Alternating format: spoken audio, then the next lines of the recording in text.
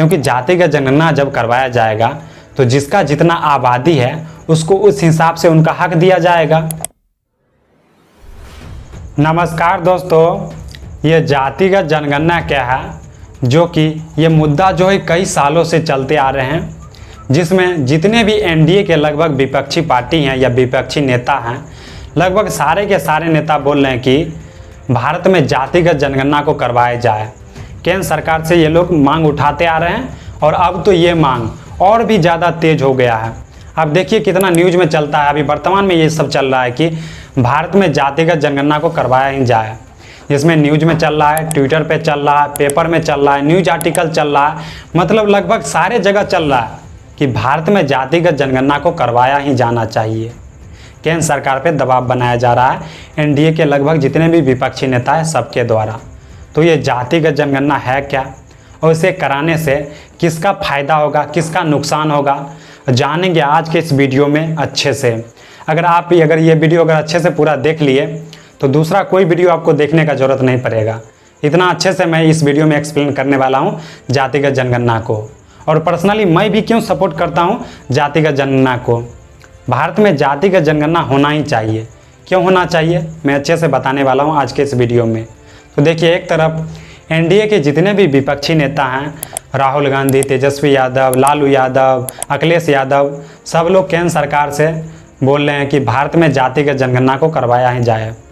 और वहीं दूसरी तरफ बीजेपी, आरएसएस, कंगना रनौत, ये सब लोग बोल रहे हैं कि भारत में जातिगत जनगणना को नहीं करवाया जाए, क्योंकि इससे समाज में टूट हो जाएगा, समाज में अलग अलग बढ़ जाएंगे लोग। तो क्या सही है, क्या गलत है, क्या टूट होगा, क्या नहीं होगा, जानेंगे आज के इस वीडियो में अच्छे से। तो आप आइए सीधा डायरेक्ट पॉइंट पे आते हैं। इस पेज पे हम आपको समझाने का काम कर रहे हैं कैसे क्या है, कैसे क्या नहीं है। तो आइए आप पेज पे आते हैं। तो देखिए अब इस पेज पे आ गए हैं। देखिए अब अच्छे से ये मेरा जो रेड पेन है, आप इसको अच्छे से फॉलो कीजिएगा। हम सारा चीज़ इसी से टिक लगा लगा के आपको बताने का काम करेंगे। देखिए 1992 का इंदिरा साहनी बनाम भारत संघ मामला, इस मामला में सुप्रीम कोर्ट ने 50% आरक्षण फिक्स कर दिया था। मतलब सुप्रीम कोर्ट का साफ तौर पे कहना था कि 50% का आरक्षण का जो दायरा है इसे फिक्स कर दिया गया है। इसे सिर्फ उस कंडीशन में बढ़ाया जा सकता है जब कोई समाज बहुत ही ज़्यादा गरीब है, मतलब उस समाज को रियल में आरक्षण की ज़रूरत है, उसको सिद्ध करना पड़ेगा, तभी उसको आरक्षण का बढ़ाया जाएगा, उसको आरक्षण को बढ़ाया जाएगा। तो सारा चीज़ समझ गए। सुप्रीम कोर्ट का जो फिक्स कर दिया गया है 50%, उसको सिर्फ बढ़ाया जा सकता है क्योंकि बहुत ही ज़्यादा गरीब होगा वो समाज और उसको सिद्ध करना होगा, तभी उसको आरक्षण बढ़ाया जाएगा। ठीक, अब यहाँ समझिए ब्रह्मांड का सारा ज्ञान तो यहीं है, इसको हटाया जाए। अब देखिए यहाँ पे ये जो देख रहे हैं चक्र, सब यहीं पे ज्ञान है, सारा चीज़ आप अच्छे से देखिए। यहाँ पे देखिए, इसको आप छोड़ दीजिए, अब अभी अब ये इस पर ध्यान दीजिए। एससी आरक्षण 15%, ठीक, अच्छे से ध्यान दीजिएगा, पूरा कॉन्शस रहिए तभी सीख पाइएगा, नहीं तो नहीं सीखिएगा। एसटी आरक्षण 7.5%, ओबीसी आरक्षण 27%, ये दोनों को जोड़ करके 22.5% और ये 27%, 49.5%। और अभी तुरंत न बताएं, सुप्रीम कोर्ट ने 50% आरक्षण फिक्स कर दिया है और इसे बढ़ाया नहीं जा सकता है। बढ़ाया सिर्फ उस कंडीशन में जा सकता है क्योंकि वो समाज बहुत ही ज़्यादा गरीब होगा, उसको सिद्ध करना पड़ेगा, तभी वह आरक्षण को बढ़ाया जा सकता है। तो यहाँ पे उस 50% का जो क्राइटेरिया उसको नहीं तोड़ा गया, 49.5 ही रखा गया, तो ये सही है, कहीं से कोई दिक्कत नहीं। समझ गए होंगे, यहाँ तक कोई दिक्कत नहीं है सारा चीज़। लेकिन अब यहाँ समझिए, जनरल का जो आरक्षण है ईडब्ल्यूएस, वह 2019 में लागू किया गया। उसके बाद जनरल को 10% आरक्षण मिलता है। तो देखिए सुप्रीम कोर्ट का जो ये फिक्स था आरक्षण 50%, उसको तोड़ करके 10% आरक्षण मिला है जनरल को, जो कि उसके समाज में भी गरीब लोग रहते होंगे, सब समाज में गरीब लोग रहते होंगे, उस तरह से उस समाज में भी गरीब लोग थे, इसलिए 10% उनको आरक्षण मिला है। लेकिन याद रखिए सुप्रीम कोर्ट का जो 50% था वो तोड़ करके, और उस समाज में भी गरीब लोग हैं, इसलिए 10% आरक्षण उनको दिया गया है। समझ गए अच्छे से।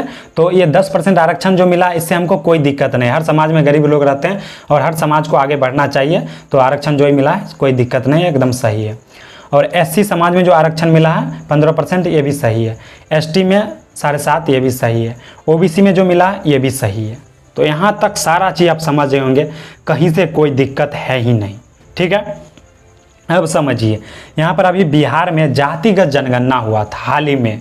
उस जातिगत जनगणना में क्या हुआ था, बिहार में जनरल का आबादी 15.5% था। जातिगत जनगणना में जो आया था रिपोर्ट, उस रिपोर्ट के हिसाब से बोल, और उसके बावजूद भी उनका हिस्सेदारी कितना है, आरक्षण कितना है, उनको 15.5% आबादी है और उसको आरक्षण है 10%। और वहीं ओबीसी का आबादी है, बिहार का जातिगत जनगणना के हिसाब से बता रहे 63% लगभग, और उसका आरक्षण कितना है, मात्र 27%। यही मेन रीढ़ का हड्डी है। इसीलिए जितने भी विपक्षी पार्टी है सब लोग बोलते हैं कि भारत में जातिगत जनगणना को करवाया जाए, क्योंकि जातिगत जनगणना जब करवाया जाएगा तो जिसका जितना आबादी है उसको उस हिसाब से उनका हक दिया जाएगा। और यहाँ पे देखिए जी, बीजेपी ये जातिगत जनगणना हो ये चाहती ही नहीं है। बीजेपी चाहती ही नहीं कि जातिगत जनगणना हो, क्योंकि अभी बीजेपी इस सब समाज से हिंदुत्व के नाम पर वोट लेने का काम करती, जिसमें एससी समाज से भी वोट मिल जाता है उनको हिंदुत्व के नाम पर, एसटी से भी मिल जाता है कुछ, और ओबीसी से भर भर के वोट मिलता है बीजेपी को ओबीसी से। लेकिन जब जातिगत जनगणना होगा तब पता चलेगा कि बीजेपी ने तो ओबीसी के लिए अच्छा काम तो किया ही नहीं है अभी तक।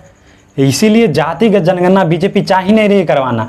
जब जातिगत जनगणना होगा तो भौकाल मच जाएगा, क्योंकि जब बिहार में जातिगत जनगणना हुआ है तब ये प्रूफ हो गया कि ओबीसी का आबादी इतना, आरक्षण सिर्फ इतना, और देश में होगा तो क्या होगा। समझे, मेन मुद्दा यही है, ये आरक्षण वाला मेन मुद्दा है। इसीलिए योगी जी का साफ तौर पे कहना है कि बटेंगे तो कटेंगे, मतलब साफ तौर पर उनका कहना है कि जातिगत जनगणना नहीं होना चाहिए। इशारों में उनका इशारा है, तो आप लोग खुद सुन लीजिए योगी आदित्यनाथ का ये वीडियो। बटेंगे तो कटेंगे, एक रहेंगे तो नेक रहेंगे। तो सुन लिए होंगे, इसमें योगी आदित्यनाथ जी का कहना है कि बटेंगे तो कटेंगे, जातिगत जनगणना नहीं होना चाहिए। और जातिगत जनगणना जब ये होगा तब ये विपक्षी नेता को अच्छा खासा फायदा होगा, क्योंकि वो तो हिंदुत्व के नाम पे वोट लेते हैं। और जब ये जातिगत जनगणना होगा तो सब समाज अपना अपना फायदा सोचेगा कि भाई हम तो इतना दिन से वोट दे रहे थे, हमको क्या फ़ायदा हुआ। यही चीज़ है। इसलिए विपक्षी नेता सब बोलते हैं कि जिसका जितना आबादी उसका उतना हिस्सेदारी। राहुल गांधी का साफ तौर पे कहना है, और भी नेताओं का साफ तौर पे कहना है। और SC ST OBC का भारत में कुल जनसंख्या का 85% आबादी है। ठीक है, उसके बावजूद भी आप बड़े बड़े पोस्ट पे आप चेक कर लीजिएगा, थोड़ा गूगल करके, मीडिया लाइन हो, पॉलिटिक्स लाइन हो, या फिर जो भी लाइन हो, थोड़ा चेक करिएगा कि SC ST OBC समाज के कितने % लोग वहाँ तक पहुँचे हुए हैं। बहुत कम लोग होंगे, नहीं के बराबर। तो ऐसा क्यों होता है? इसलिए तो नेता का कहना है कि जिसकी जितनी आबादी उसकी उतनी हिस्सेदारी होनी चाहिए। और पर्सनली मैं भी सपोर्ट करता हूँ OBC कैटेगरी होने के नाते भी, और वैसे भी मैं करता, जो चीज़ सही चीज़ है मैं उसका सपोर्ट करता हूँ। लेकिन उसका आबादी 85% रहने के बावजूद भी इनको उतना लाभ जितना मिलना चाहिए नहीं मिल पाता है। और ये रिपोर्ट देखिए जनसत्ता का, देश का संपत्ति में 89% सामान्य वर्ग का हिस्सेदारी है और पिछड़े वर्ग का सिर्फ 2.6% हिस्सेदारी है। तो यही सारा चीज़ को बढ़ाने के लिए बिहार सरकार जातिगत जनगणना जब करवाई थी तो आरक्षण को सीमा जो 50% सुप्रीम कोर्ट का जो फिक्स कर दिया गया था, इसको बढ़ाने के लिए 65% करने के लिए मामला को आगे बढ़ाई थी, जिसको पटना हाई कोर्ट ने असंवैधानिक घोषित कर दिया। हम पहले ही बताए थे कि इसको बढ़ाना आसान नहीं होता, पहले ही बताए थे, जिसको पटना हाई कोर्ट ने इसको असंवैधानिक घोषित कर दिया, मतलब इसे नहीं बढ़ाया। और ये ओबीसी को आरक्षण देने का मांग कर रहे थे, क्योंकि यहाँ 63% आबादी, 27% आरक्षण मिलता है। और इस मामला को आरजेडी ने उठा करके सुप्रीम कोर्ट में लेकर के गए हैं, सुप्रीम कोर्ट में। तो वहाँ से पता चलेगा सारा मुद्दा। तो हम सारा चीज़ अच्छे से बता दिए हैं कि किसका कितना आबादी था, किसका कितना हिस्सेदारी है।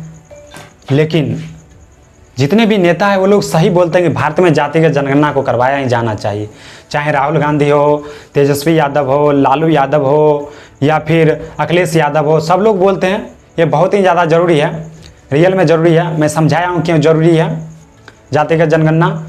तो सारा चीज़ को हम अच्छे से एक्सप्लेन कर दिए हैं। तो देखिए ये वीडियो जो था ये सिर्फ एजुकेशन पर्पस के लिए था, जो कि मैं शुरू में भी डिस्क्लेमर चला के आप लोग को बताने का काम किया हूँ। तो सारा चीज़ आप लोग अच्छे से समझ गए होंगे, कैसे क्या है, कैसे क्या नहीं है। आखिर भारत में जातिगत जनगणना करवाना क्यों बहुत ही ज़्यादा ज़रूरी है। तो सारा चीज़ आप अच्छे से समझ गए होंगे। तो आज के वीडियो में इतना ही, मिलेंगे फिर से किसी नेक्स्ट वीडियो में, तब तक के लिए जय हिंद।